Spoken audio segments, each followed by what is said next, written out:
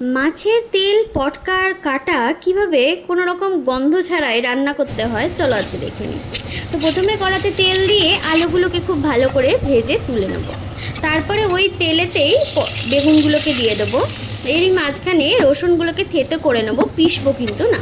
তারপর বেগুনগুলো ভাজা হয়ে গেলে তুলে নিয়ে কড়াতে কোনো রকম তেল না দিয়ে পটকাগুলোকে দিয়ে ঢাকা দিয়ে রেখে দেবো। এর মাঝখানে এলাচ, দারচিনি আর লবঙ্গ ভালো করে থেতো করে নিয়েছিলাম কড়াতে ফোড়ন দেবো বলে, যাতে এই তেল পটকার মাছের গন্ধটা যাতে না ছাড়ে।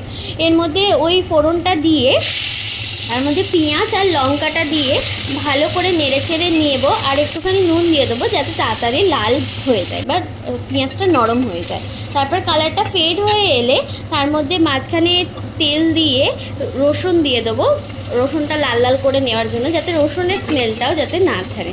তারপর নাড়াচাড়া করে ভালো করে লাল মতো হয়ে গেলে তার মধ্যে লঙ্কা গুঁড়ো, হলুদ গুঁড়ো, জিরে গুঁড়ো, ধনে গুঁড়ো দিয়ে খুব ভালো করে পিষবো। আগেই বলেছি আমাদের কিন্তু কাশ্মীরি লাল লঙ্কার গুঁড়ো ইউজ করা হয়।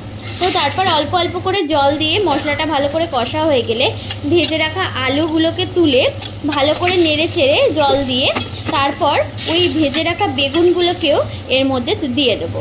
তো দিয়ে নুন দিয়ে ভালো করে প্রথমে নাড়াচাড়া করে নিয়ে পটকাগুলোকে দিয়ে অনেকক্ষণ প্রায় ঢেকে রাখতে হবে, যাতে জিনিসগুলো সেদ্ধও হয়ে যায় আর এর মধ্যে যাতে গন্ধটা মানে যে তেলের যে গন্ধটা আছে সেটা যাতে মিক্স হয়ে যায়। তারপর খুলে ব্যাস সার্ভ করে দেবো, হয়ে গেল তেল পটকা রেসিপি।